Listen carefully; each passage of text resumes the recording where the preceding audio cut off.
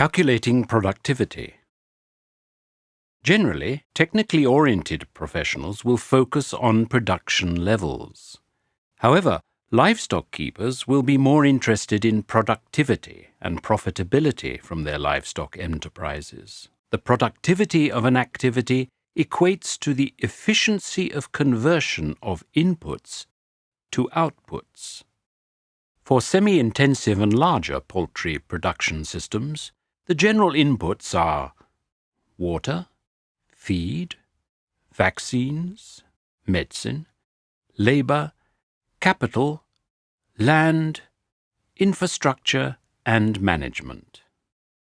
The general products are meat, eggs, feathers, day-old chicks or ducks, growers, and manure. In a poultry system, there are different inputs and different products.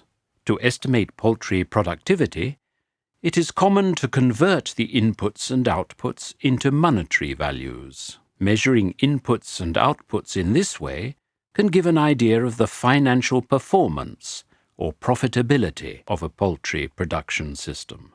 Profitability takes into account the costs of a poultry enterprise. Calculating productivity requires knowledge of the real value of outputs per unit of time and the total value of inputs per unit of time. By dividing the total value of outputs per unit of time by the total value of inputs per unit of time, we arrive at the figure for productivity. Gross margin analysis is used to assess and compare different enterprises. Margins on sales are a key factor in many fundamental business considerations, including budgets and forecasts. All managers should, and generally do, know their approximate business margins. The basis of the analysis is real data. These do not take into account fixed costs, management time, or changes in an enterprise. Mathematically, the gross margin is the total output minus variable costs. It is important to remember that gross margins do not take into account fixed costs.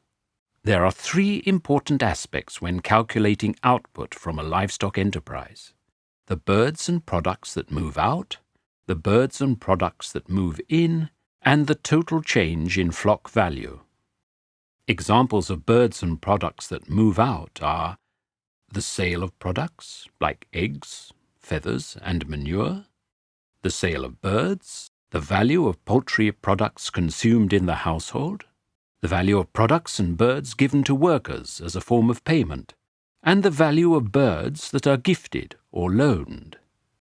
Examples of birds and products that move in are purchased birds and birds received as gifts or loans.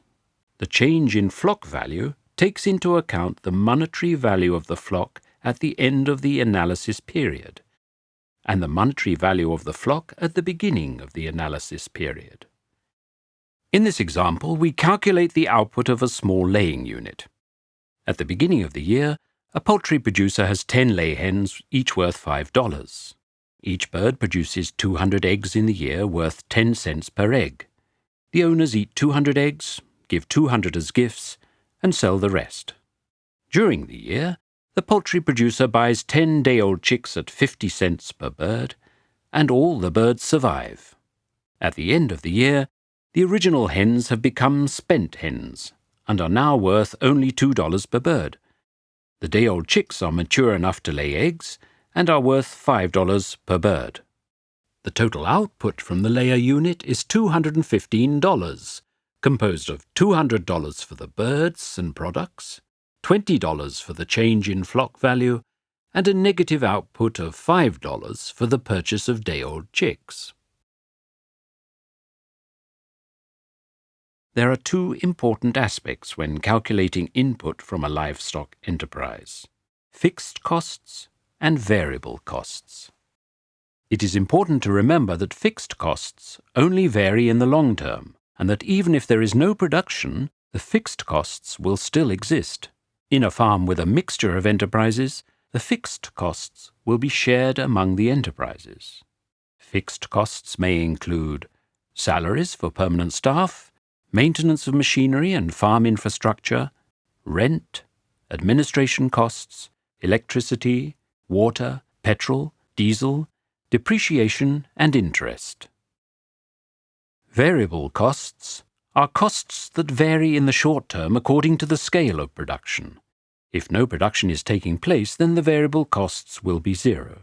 Variable costs may include animal health inputs, such as vaccines or drugs, concentrate feeds, and mineral supplements. This presentation about calculating productivity is part 3 of a 5-part series on the economics of family poultry production.